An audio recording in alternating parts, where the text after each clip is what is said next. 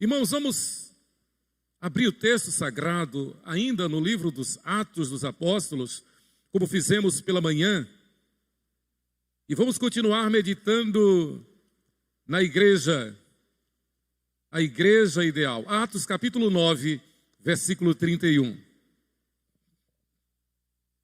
Essa mensagem o Senhor me deu essa semana, quando convidado a falar para as Déboras, o Ministério Desperta Déboras. Então as irmãs que estavam na sala online do Desperta Débora vão ouvir novamente a mesma mensagem. Claro que ali foi um extrato, foi bem resumida a mensagem mais completa nesta hora. Atos capítulo 9, versículo 31. Vou falar nisso, eu quero incentivar as irmãs da igreja a entrarem neste ministério, Desperta Débora.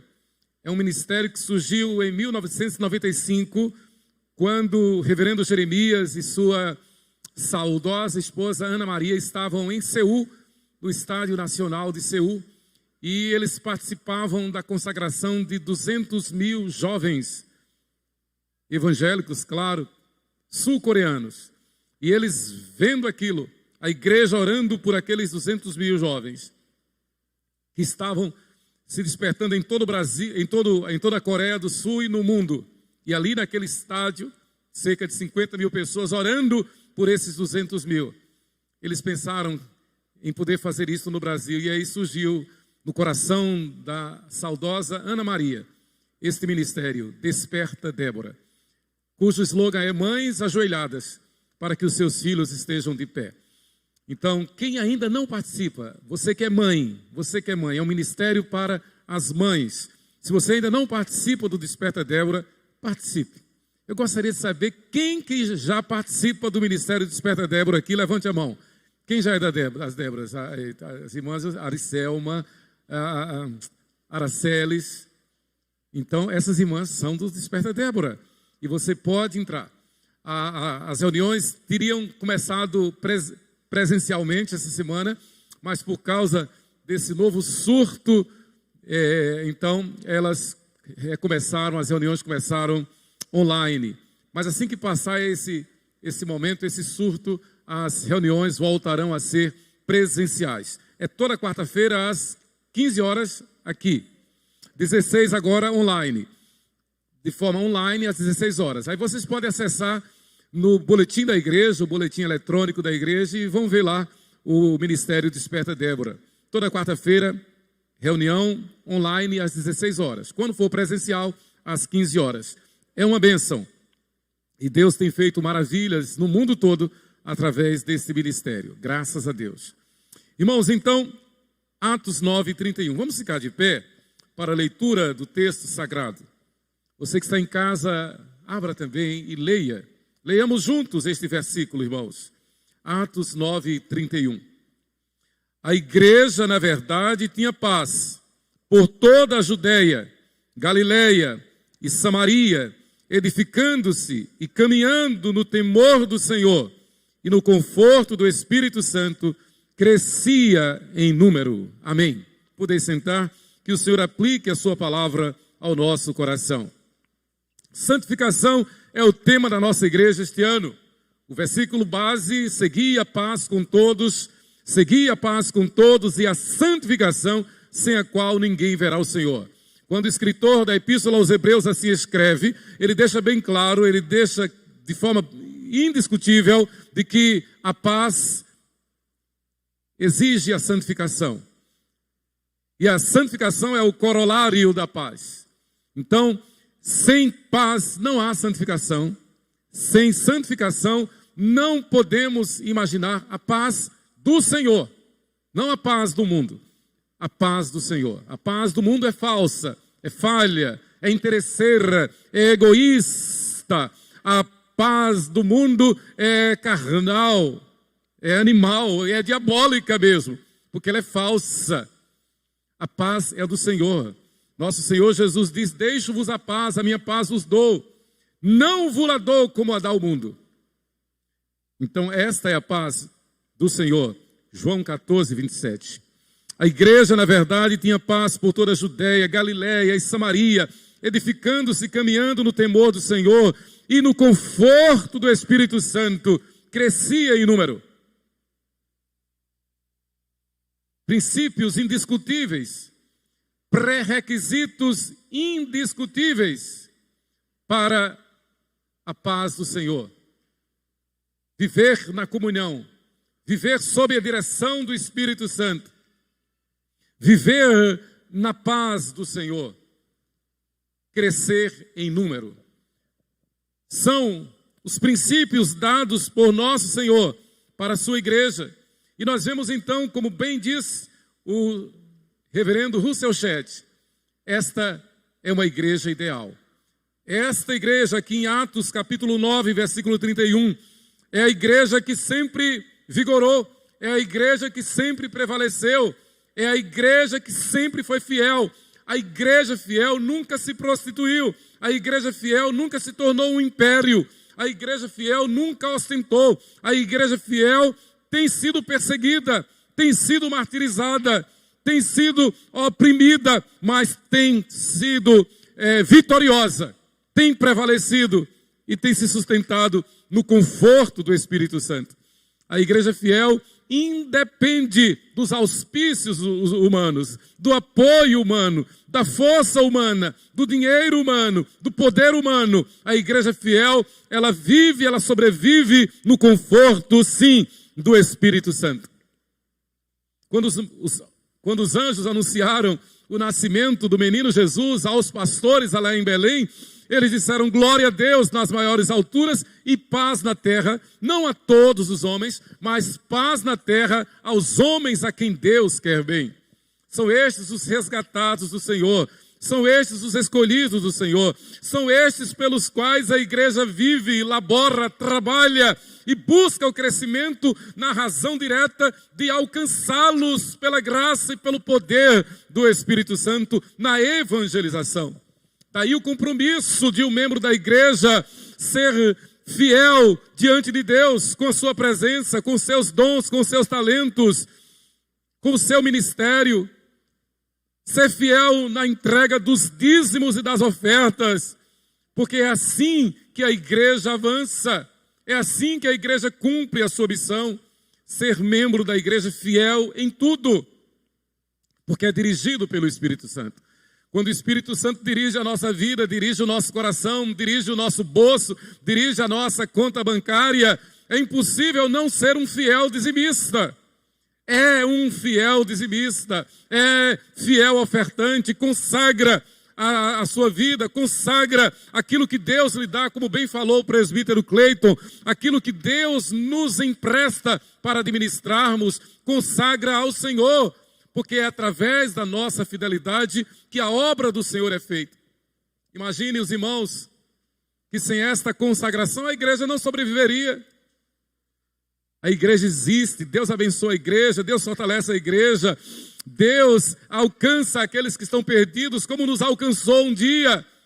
E por nosso intermédio vai alcançando, enviando missionários, plantando congregações, plantando igrejas, graças à fidelidade. É isto que Lucas, que escreveu o médico amado, que escreveu os Atos dos Apóstolos, registra neste versículo.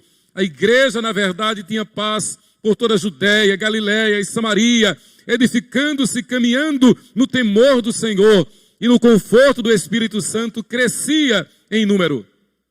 Esta paz é decorrente da fidelidade, da honra à sua pública profissão de fé. Por que nós fizemos a pública profissão de fé? Por que nós nos submetemos ao batismo, ao sacramento do batismo? Por que nós nos submetemos ao sacramento da comunhão, da Santa Ceia? Porque o Espírito Santo nos convenceu, nos constrangeu de que nós não somos de nós não somos donos de nós somos do Senhor. Ele é quem manda, Ele é quem dirige. E Ele quer, através da igreja, salvar os perdidos que estão lá fora. Ele quer, através da igreja, santificar as famílias. Ele quer, através da igreja, ver os filhos resgatados. Ele quer, através da igreja, ver as famílias consagradas. Ele quer, através da igreja, mostrar ao mundo que a família é ideia sua, é criação sua, que a família é santa, que a família deve ser fortalecida, que a família deve ser honrada, que a família deve ser respeitada, que os filhos devem crescer no temor do Senhor, que os filhos devem crescer vendo a graça, a bênção, a paz do Senhor na vida de seus pais, que os filhos devem crescer, precisam crescer sendo educados no fato de que só Deus é a verdade e que só a palavra de Deus é a nossa única regra de fé e prática, que as ofertas do mundo, as filosofias do mundo, os favores do mundo são vulgares, são passageiros, são falíveis e mortais, mas só a palavra de Deus permanece, que passarão os céus e a terra e somente a palavra de Deus permanece. Foi neste afã, foi neste compromisso, foi sob esta missão que os apóstolos e os primeiros discípulos saíram pelo mundo afora, anunciando que só Jesus Cristo é o Senhor, que só Jesus Cristo salva. Jesus é o príncipe da paz. Isaías diz isso de forma categórica, capítulo 9, versículo 6, quando fala da vinda do Messias. Ele é o maravilhoso conselheiro, Deus forte, Pai da eternidade, o príncipe da paz.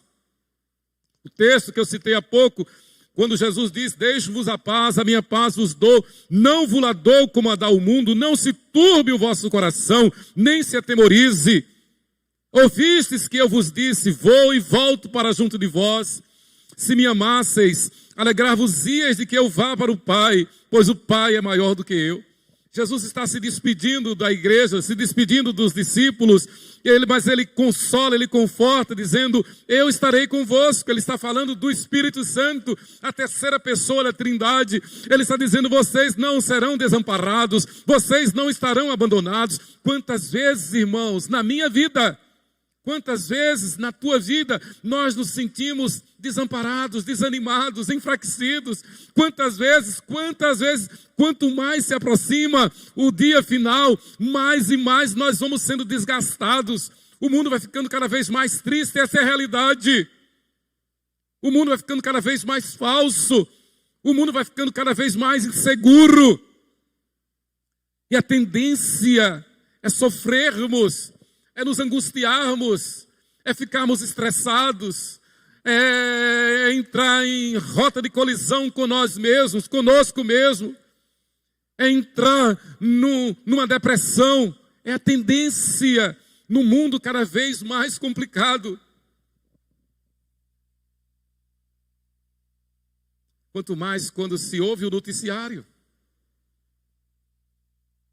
As notícias cada vez piores, tristes, horríveis. É a realidade, de um mundo que caminha a passos largos para a sua condenação. No entanto, nós somos a igreja do Senhor Jesus. Nós somos o povo de Deus. Nós somos o povo para quem o Senhor diz: eu deixo para vocês a minha paz. Portanto, não se atemorizem, não se perturbem, não tenham dúvida, porque eu volto para o Pai, mas estarei convosco também. Eu subirei, mas voltarei. Ele está falando do Espírito Santo. Eu estarei convosco todos os dias da vossa vida. E Ele mandou o Espírito Santo no dia de Pentecostes. Portanto, meus amados, na verdade, é preciso nós nos fortalecermos no Senhor. É preciso nós nos animarmos no Senhor e somente nele. Como diz o salmista: somente em Deus, ó minha alma, espera silenciosa.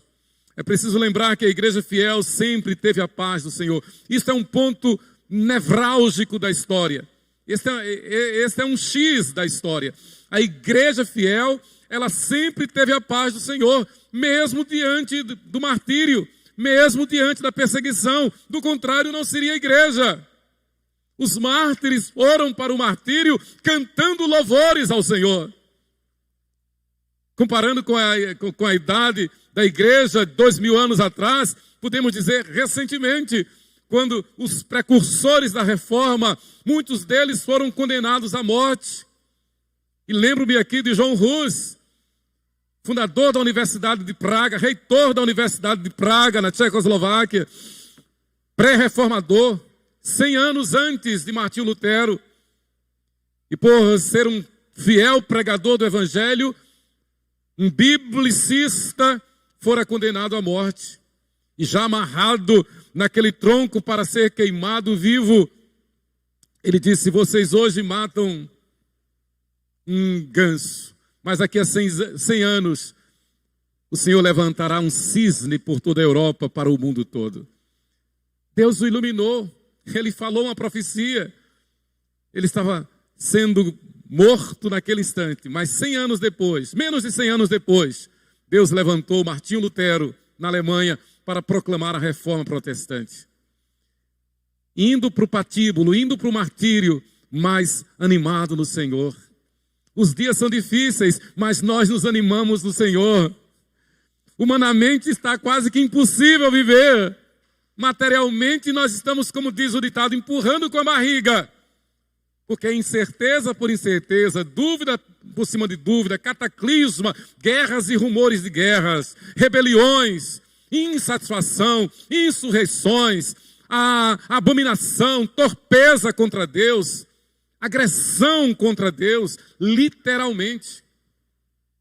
Eu faço parte de um grupo no WhatsApp e de repente, essa semana um colega deu um testemunho de que ele conheceu Jesus e que se converteu a Jesus, é uma nova criatura. Para quê? Veio uma enxurrada de críticas e dizendo: não fala isto nesse grupo. Até xingamento foi dado. Ele foi tentar se justificar, recebeu um palavrão. E alguém disse: tira desse grupo. Misericórdia. Aqui, nos nossos dias, na nossa cidade. Nesse grupo, então, foi proibido dizer que Jesus Cristo é o Senhor e Salvador. Que situação. As mesmas pessoas que botam mãozinhas, que botam paz e luz, que querem saúde, que amam a natureza, que amam uns aos outros, que o que vale a pena é ser feliz, é ter amigos, é viver bem. É a paz do mundo, a qual Jesus diz que é falha, que é falsa. Não vos la dou como a dá o mundo. A paz que nós temos é a paz do Senhor. Nós vivemos e sobrevivemos, existimos, independente da vontade do mundo, independente das circunstâncias, como nós cantamos tão bem naquele belo cântico. Esta paz que eu sinto em minha alma não é porque tudo me vai bem, é porque eu amo ao meu Senhor. E nós vivemos e sobrevivemos, existimos, porque ainda que meu pai e minha mãe me abandonem, o meu Deus jamais me abandonará. Ainda que tudo se insurja contra mim, o meu Deus jamais me desamparará. Ainda que eu perca tudo, o Senhor estará comigo. Ainda que caiam 1000 de um lado, 10.000 de outro lado, a ideia do salmista é: ainda que eu esteja no furor de uma batalha, no centro do furacão, no meio do vulcão efervescente, Deus estará comigo. Ainda que esteja a naufragar, o Senhor estenderá a sua mão e me levantará como levantou a Pedro. É o que Lucas está registrando aqui. Enquanto ocorreu esse registro, a igreja já sofria perseguição por parte dos judeus, perseguição por parte dos romanos. O contexto mostra isto. Aqui está o testemunho, nesse mesmo capítulo, do homem que fora o autor da morte do primeiro mártir do cristianismo, Saulo de Tarso. Capítulo 9, os primeiros versículos. Mas nesse mesmo capítulo 9, nós vemos a conversão de Saulo, tornando-se o grande apóstolo Paulo. Então não é pela lógica, não é pela vontade humana, não é pela força, não é pela sorte, mas é pelo querer e efetuar de Deus. Nós confiamos em Deus, irmãos. Nós somos a igreja fiel. Então deixe-me fazer apenas uma pequena digressão histórica.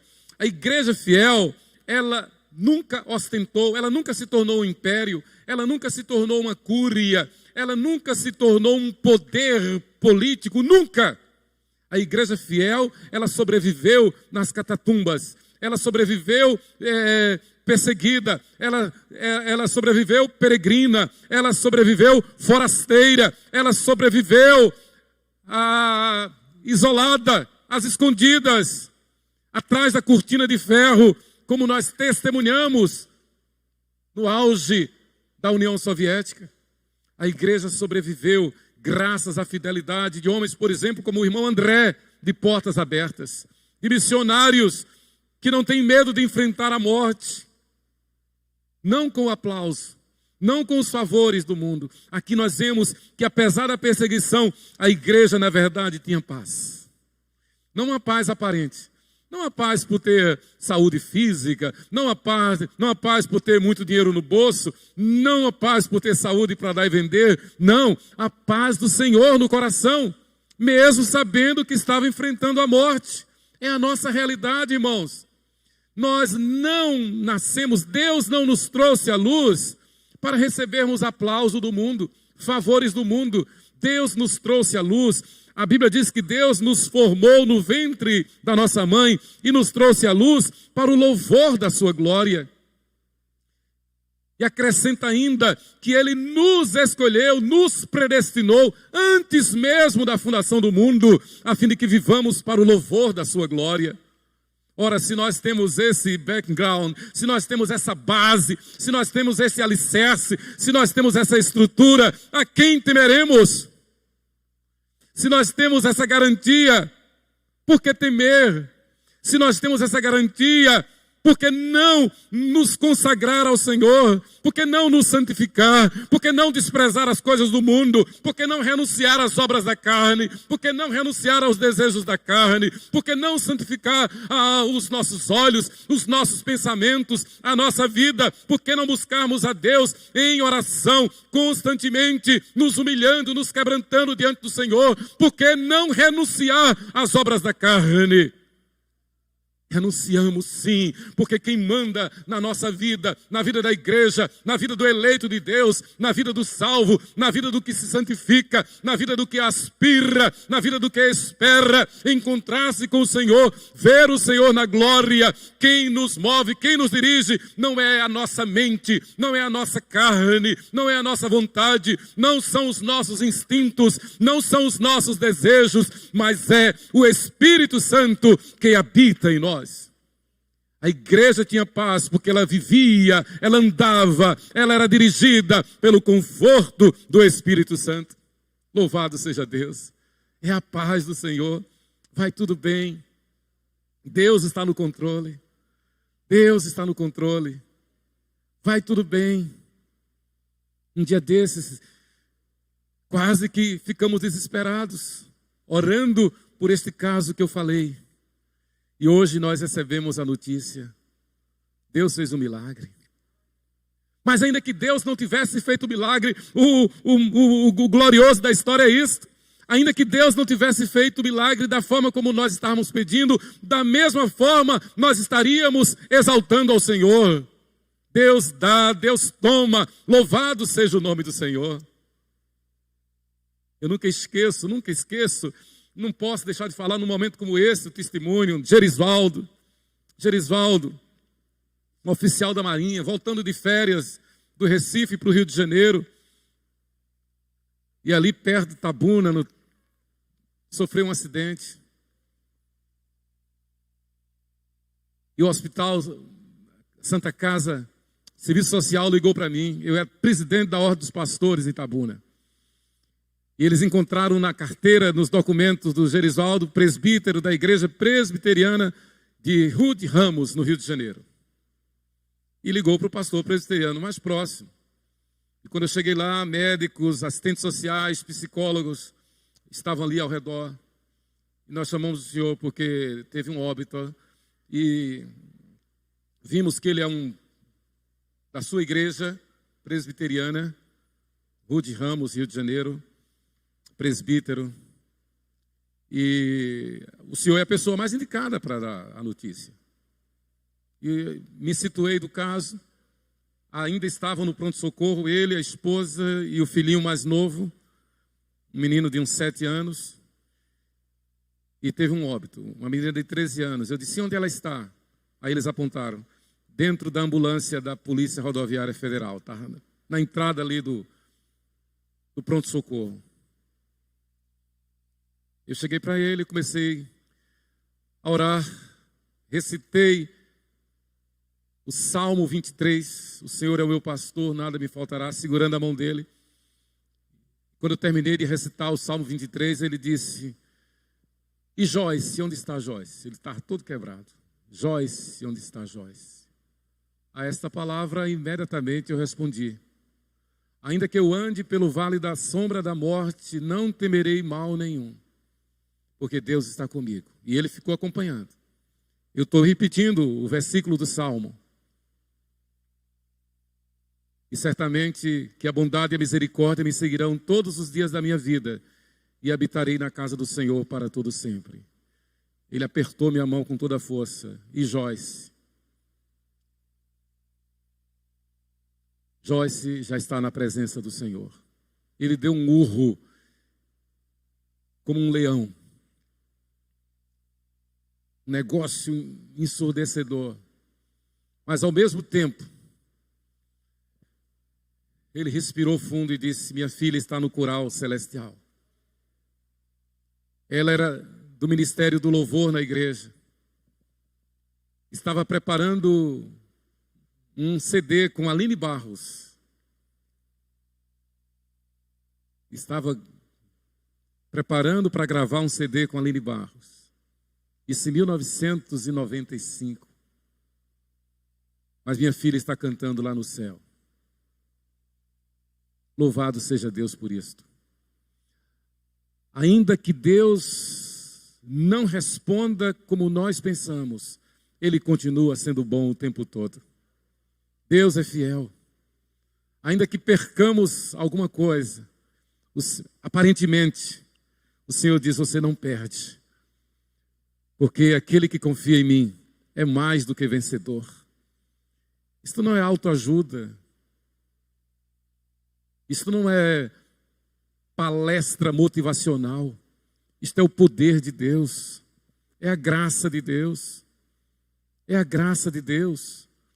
Deus faz milagres. Não muitas vezes da forma como nós pensamos, mas da melhor forma. E a forma de Deus é boa, perfeita e agradável. Todas as coisas cooperam para o bem daqueles que amam a Deus. É preciso lembrar que nós não somos deste mundo. Nós estamos passando rapidamente por este mundo. E a razão dessa ilustração é exatamente esta. Nós passamos neste mundo para crescer na graça e no conhecimento de Deus, pelo poder do Espírito Santo. O tempo que nos resta aqui neste mundo, haja o que houver, aconteça o que for, é para que as pessoas saibam que nós somos de Deus, que nós temos a paz do Senhor, que nós andamos conforme a direção e o conforto do Espírito Santo, que o que vale nesta vida é olhar para Deus, é buscar as coisas lá do alto. O que vale nesta vida é servir a Deus, é ser usado por Deus, instrumento nas mãos de Deus, para que por nosso intermédio a igreja cresça, os eleitos sejam alcançados, a igreja cresça para a glória do Senhor. Esta é a razão pela qual nós estamos aqui, queridos. Sabendo disto, eu quero deixar essas reflexões.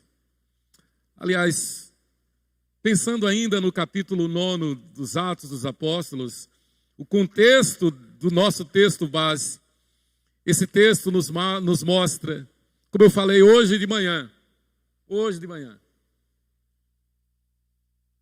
a conversão, resposta às orações, uma conversão, resposta às orações do primeiro mártir do cristianismo.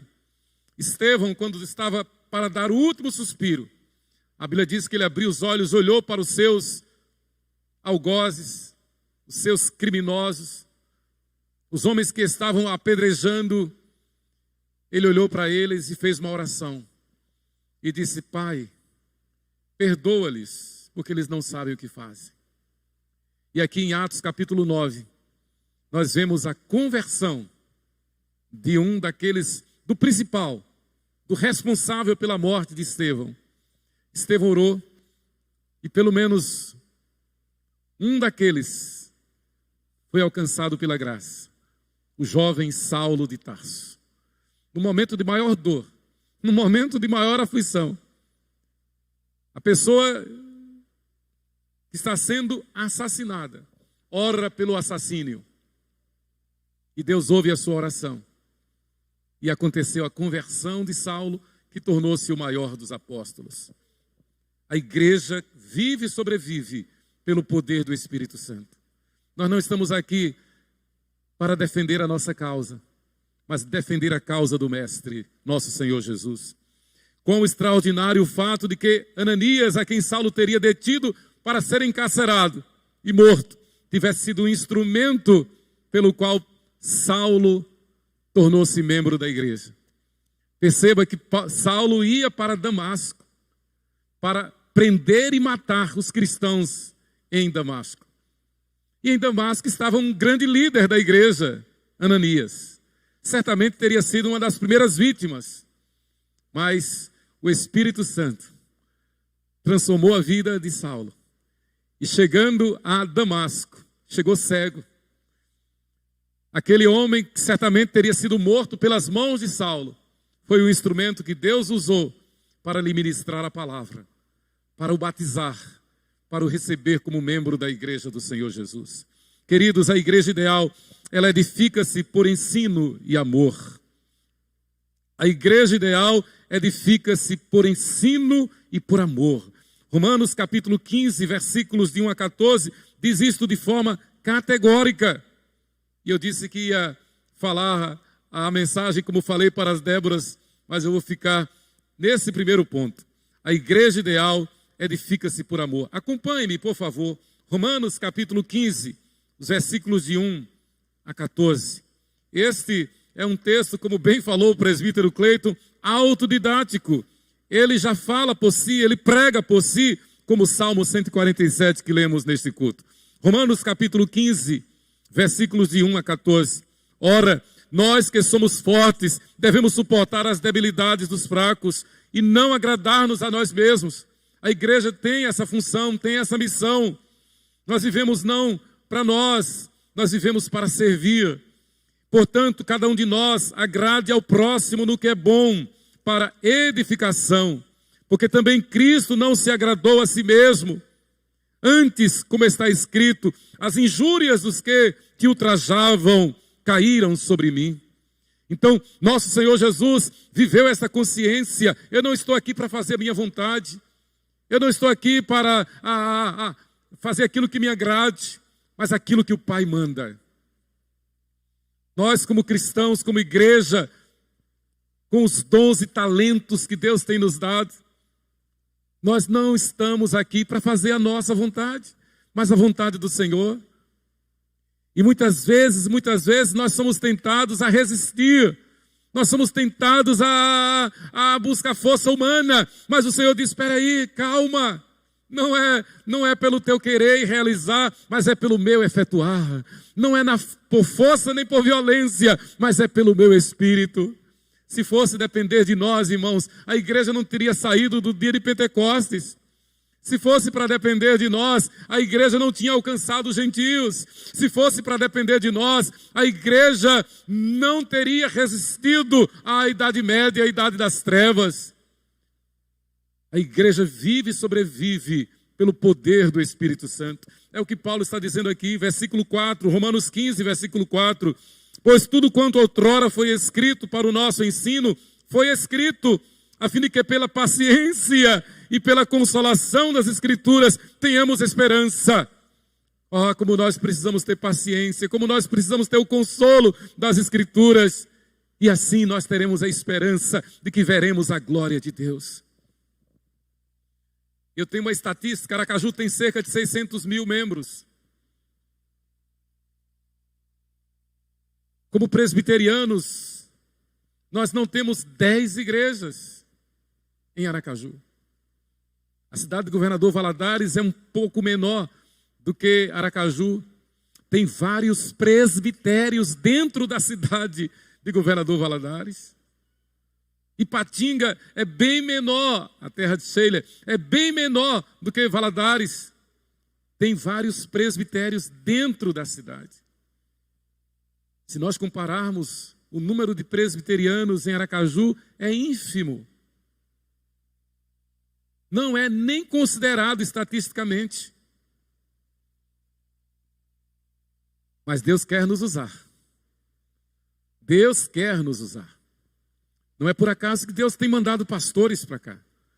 Não é por acaso que você tem sido fiel com a tua presença, com o teu dízimo, com a tua oferta. Não é por acaso que temos sustentado os missionários, Ronaldo Lidório e família, Vinícius Figueiredo e família, Marcelo Carvalho e família, Francisco Ferreira e família, os nossos evangelistas, os nossos pastores, porque nós confiamos em Deus. Esta obra independe do nosso querer, mas depende do realizar de Deus, do efetuar de Deus. E Paulo continua, portanto, versículo 7, Romanos 15, versículo 7, versículo 6, para que concordemente e a uma voz glorifiqueis ao Deus e Pai de nosso Senhor Jesus Cristo. Portanto, acolhei-vos uns aos outros, como também Cristo nos acolheu para a glória de Deus. Viver em comunhão, viver em unidade, viver como eclesia, como igreja, como assembleia de Deus. Digo, pois, que Cristo foi constituído ministro da circuncisão em prol da verdade de Deus, para confirmar as promessas feitas aos nossos pais, e para que os gentios glorifiquem a Deus por causa da sua misericórdia, como está escrito: por isso eu te glorificarei entre os gentios e cantarei louvores ao teu nome. Paulo está se apresentando como apóstolo aos gentios, mas a lição pedagógica é muito clara. O mundo ainda na incredulidade, o mundo sem conversão é como os gentios para a igreja. Assim como somos para Israel considerados gentios, para os judeus considerados gentios. Então Paulo faz um trocadilho com essas expressões. Então aqueles que ainda não foram alcançados são considerados gentios. Mas Paulo diz que eles vejam Cristo em nós. Digo, pois, versículo 8, que Cristo foi constituído ministro da circuncisão em prol da verdade de Deus, para confirmar as promessas feitas aos nossos pais. Versículo 9, e para que os gentios glorifiquem a Deus por causa da sua misericórdia, como está escrito: por isso eu te glorificarei entre os gentios e cantarei louvores ao teu nome. O que o Espírito Santo está dizendo aqui através de Paulo é que aqueles que estão perdidos lá fora sejam alcançados como a ovelha perdida. Deixem de ser gentios e tornem-se servos de Deus por nosso intermédio. E também diz: alegrai-vos, ó gentios, com o seu povo. E ainda: louvai ao Senhor, vós todos os gentios, e todos os povos o louvem. Também Isaías diz: haverá raiz de Jessé, aquele que se levanta para governar os gentios. Nele os gentios esperarão. Paulo está falando, exortando a igreja a perseverar na evangelização, a perseverar no testemunho, a testemunhar do evangelho de Jesus, porque ao nosso redor há muitos que hão de se converter. Versículo 13, e o Deus da esperança vos encha de todo gozo e paz no vosso crer, para que sejais ricos de esperança no poder do Espírito Santo. Em meio à perturbação, em meio ao caos, em meio ao desânimo, em meio ao desespero, em meio à depressão, em meio à incerteza, em meio à insatisfação, em meio à hostilidade, em meio à morte, em face da própria morte, o Espírito Santo diz: e o Deus da esperança vos encha de todo gozo e paz no vosso crer, para que sejais ricos de esperança no poder do Espírito Santo. Esta é a igreja ideal. Ela vive o ensino da palavra. Ela pratica a palavra conforme ensinada pelo Espírito Santo. O Espírito Santo vai dirigindo, o Espírito Santo vai revelando, nós vamos meditando, muita coisa nós não entendemos. Os meus mestres no seminário, E eu me lembro, certa feita, aqui, nesse púlpito, ao lado do saudoso mestre, reverendo Russell Shedd, eu lhe fiz algumas perguntas e ele disse: meu filho, eu tenho tudo anotado numa cadernetinha. Quando eu chegar lá no céu, eu vou perguntar porque eu também não sei. O maior biblicista que nós já conhecemos. Tem tanta coisa que nós não sabemos. Deuteronômio 29 fala das coisas encobertas. Tanta coisa que nós não sabemos. Mas quanto mais nós lemos a Bíblia, quanto mais nós meditamos na Bíblia, mais o Espírito Santo nos aperfeiçoa, nos santifica, nos conforta, nos dirige. Esse texto, então, de Romanos capítulo 15, e concluindo com o versículo 14, Paulo diz: e certo estou, meus irmãos, sim, eu mesmo, a vosso respeito, de que estáis possuídos de bondade, cheios de todo conhecimento, aptos para vos admoestardes uns aos outros. E eu quero ficar por aqui. A igreja ideal, ela edifica-se por ensino e por amor. São atribuições do Espírito Santo que ele derrama sobre a igreja. Somos ensinados pelo Espírito Santo. Na leitura da palavra, nos cânticos bíblicos, na pregação, no nosso devocional, na nossa vida pessoal com Deus, na nossa intimidade com Deus, somos edificados e somos ministrados pelo amor que o Espírito derrama em nosso coração. Amor pela igreja, amor pelo Senhor, amor pelos perdidos. Acompanhe-me comigo e eu encerro Romanos capítulo 5, versículos 4 e 8. Romanos 5, 4 a 8. Romanos 5, 4 a 8. E a perseverança não confunde. Ora, a esperança, versículo 4. E a perseverança, a experiência. E a experiência, a esperança, que é o que o Senhor nos dá.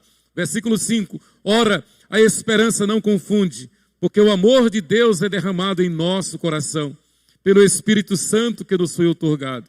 Somos ministrados pelo Espírito Santo. Porque Cristo, quando nós ainda éramos fracos, morreu a seu tempo pelos ímpios.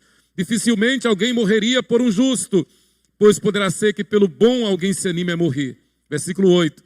Mas Deus prova o seu próprio amor para conosco, pelo fato de ter Cristo morrido por nós, sendo nós ainda pecadores. Sabendo disso, irmãos, nós só temos que dizer, oh glória. Sabendo disso, nós só temos que dizer, que esperança. Sabendo disso, nós só temos a dizer, combati o bom combate, completei a carreira, guardei a fé, porque eu sei que a coroa da justiça me está reservada, a qual o Senhor dará naquele dia, não somente a mim, mas também a todos quantos amam a sua vinda. Ou seja, vale a pena servir a Jesus. Vale a pena ser igreja. E neste mundo de caos, neste mundo de paz falsa, neste mundo, lembremos-nos sempre, Jesus diz, deixo-vos a paz, a minha paz vos dou. Não vos la dou como a dá o mundo, não se atemorizem, não se turbe o vosso coração, creiam em mim. Nós temos a paz do Senhor. E nesta paz, nós somos ministrados pelo ensino e pelo amor do Espírito Santo. Esta é a igreja ideal. Que Deus nos abençoe, que Deus nos ajude, que Deus nos guarde pelo seu poder.